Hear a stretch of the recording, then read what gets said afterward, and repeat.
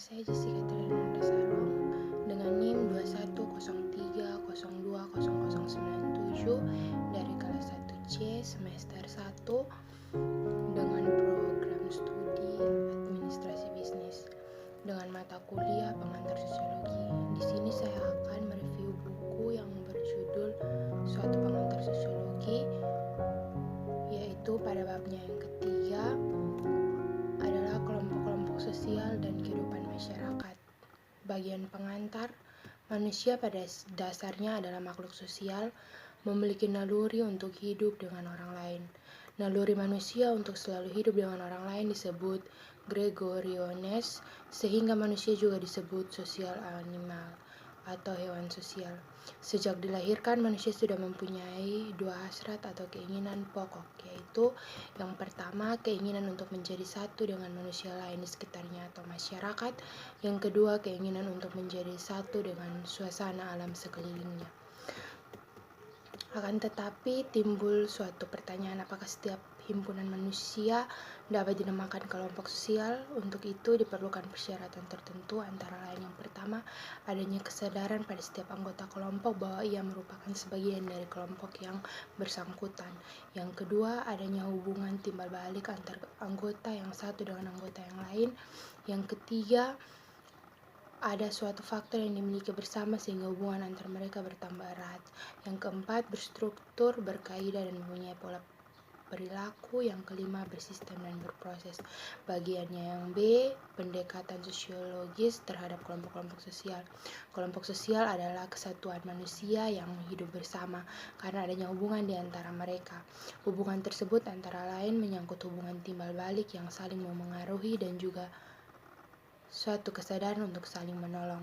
Suatu kelompok sosial cenderung untuk tidak menjadi kelompok yang statis, tetapi selalu berkembang serta mengalami perubahan-perubahan baik dalam aktivitas maupun bentuknya. C. Tipe-tipe kelompok sosial. Yang pertama, klasifikasi tipe-tipe kelompok sosial. Tipe-tipe kelompok sosial dapat diklarifikasikan beberapa sudut atau atas dasar kriteria ukuran. Seorang sosiolog Jerman, Georg Simmel, mengambil ukuran besar kecilnya jumlah anggota kelompok, bagaimana individu memengaruhi kelompoknya, serta interaksi sosial dalam kelompok tersebut. Yang kedua, kelompok sosial dipandang dari sudut individu. Kelompok sosial adalah dasar kekerabatan usia, seks, dan kadang-kadang atas dasar pekerjaan dan kedudukan. Dalam masyarakat yang sudah kompleks, individu biasanya menjadi kelompok sosial tertentu. Akan tetapi dalam hal lain seperti di bidang pekerjaan, rekreasi, dan sebagainya, keanggotaannya bersifat sukarela. Yang ketiga, in-group dan out-group. In-group adalah kelompok sosial di mana individu mengidentifikasikan dirinya atau tidak bersifat relatif dan bergantung pada situasi sosial tertentu. Out-group adalah kelompok sosial yang oleh individu diartikan sebagai lawan in-groupnya. Out-group sering dikatakan dengan istilah kami atau kita dan mereka. Yang keempat, kelompok primer atau primary group dan kelompok sekunder atau secondary group. Kelompok primer merupakan kelompok sosial yang paling sederhana, di mana anggotanya saling mengenal, contohnya keluarga, teman, sepermain, dan lain-lain. Konsep Coley mengenai hubungan saling mengenal belum cukup untuk menerangkan persyaratan penting bagi adanya suatu kelompok primer. Salah satu sifat utama hubungan primer adalah kesamaan tujuan dari individu-individu yang bergabung di kelompok tersebut. Kenyataannya, tak ada kelompok primer yang secara sempurna memenuhi syarat-syarat di atas. Kelompok sekunder adalah kelompok yang terdiri dari banyak orang, yang sifat hubungannya tidak berdasarkan pengalaman secara pribadi dan juga tidak langgeng, contohnya hubungan kontrak jual-beli. Yang kelima, pagayuban atau Gemeinschaft dan patembayan atau Gesellschaft. Paguyuban merupakan bentuk kehidupan bersama di mana anggotanya diikat oleh hubungan batin yang murni, bersifat alamiah dan kekal, dapat dijumpai dalam keluarga, kelompok kekerabatan, rukun tetangga. Patembayan merupakan ikatan lahir yang sifat pokoknya biasanya untuk jangka waktu pendek, contohnya dalam ikatan antar pedagang. Yang keenam, Formal group dan informal group. Formal group adalah kelompok yang mempunyai peraturan tegas dan sengaja diciptakan oleh anggotanya untuk mengatur hubungan antar sesama, contohnya organisasi. Informasi grup tidak mempunyai struktur dan organisasi tertentu atau yang pasti. Kelompok-kelompok tersebut biasanya terbentuk karena pertemuan yang berulang kali, contohnya clean atau clique. Yang ketujuh, membership group dan reference group. Membership group merupakan suatu kelompok di mana setiap orang secara fisik menjadi anggota kelompok tersebut. Reference group ialah kelompok-kelompok sosial yang menjadi acuan bagi seseorang, bukan anggota kelompok tersebut, untuk membentuk pribadi dan perilakunya. Yang kedelapan, kelompok okupasional dan volunteer. Kelompok okupasional adalah kelompok yang muncul karena semakin memudahnya fungsi kekerabatan. Contohnya kelompok profesi seperti Asosiasi Sarjana Farmasi, Ikatan Dokter Indonesia, dan lain-lain. Kelompok volunteer adalah kelompok orang yang memiliki kepentingan sama namun tidak mendapatkan perhatian masyarakat. Kelompok volunteer dilandaskan pada kepentingan primer. Kepentingan primer mencakup yang pertama kebutuhan akan pangan, sangan, dan papan. Yang kedua, kebutuhan akan keselamatan jiwa dan harta benda. Yang ketiga, kebutuhan akan harga diri. Yang keempat, kebutuhan untuk mendapatkan pengembangan potensi diri. Yang kelima, kebutuhan akan kasih sayang. Bagiannya yang D, kelompok-kelompok sosial yang tidak teratur. Bermacam-macam bentuk kelompok-kelompok sosial yang tidak teratur pada dasarnya dapat dimasukkan ke dalam dua golongan besar, yaitu kerumunan dan publik. Yang pertama, kerumunan atau crowd. Kerumunan adalah individu-individu yang berkumpul secara kebetulan di suatu tempat pada waktu bersamaan. Bentuk-bentuk kerumunan sebagai berikut. Bagian A, kerumunan yang berartikulasi dengan struktur sosial. Pertama, formal audiences.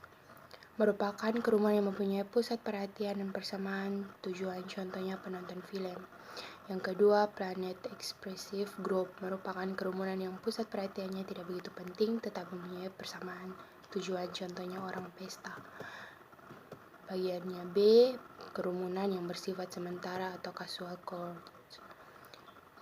Yang pertama, inconvenient aggregation, kumpulan yang kurang menyenangkan, misalnya orang yang antri karcis.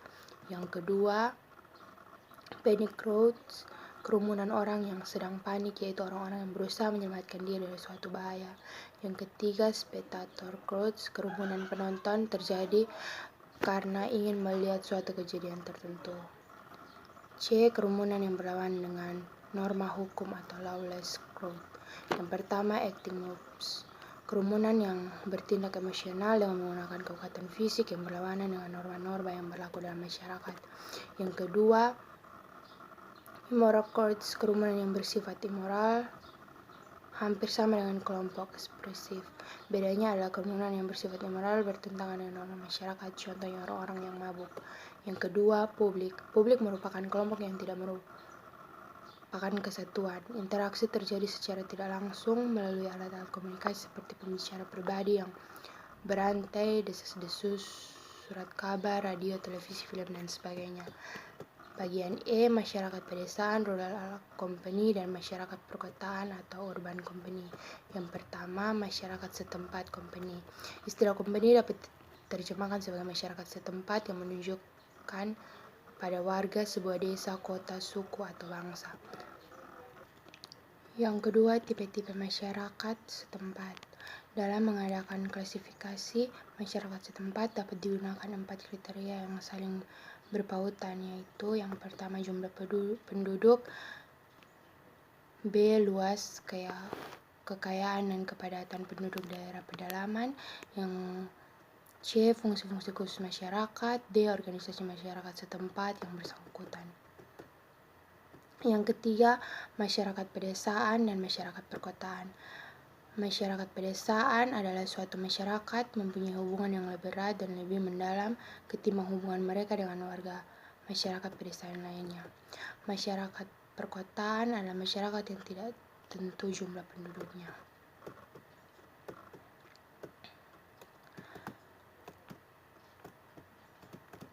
Perbedaan antara masyarakat pedesaan dan masyarakat perkotaan.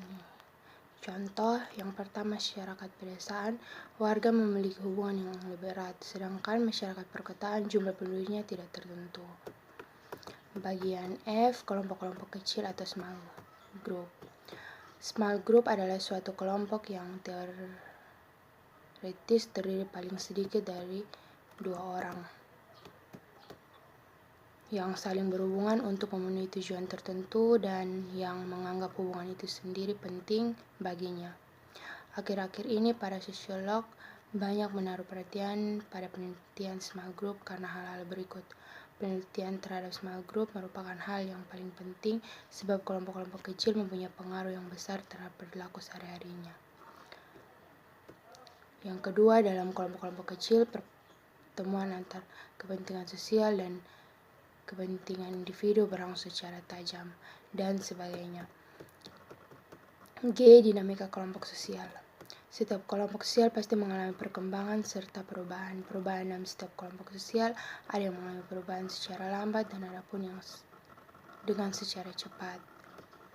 Di dalam dinamika kelompok, mungkin terjadi antagonisme antar kelompok apabila terjadi peristiwa tersebut. Secara hipotesis prosesnya sebagai berikut.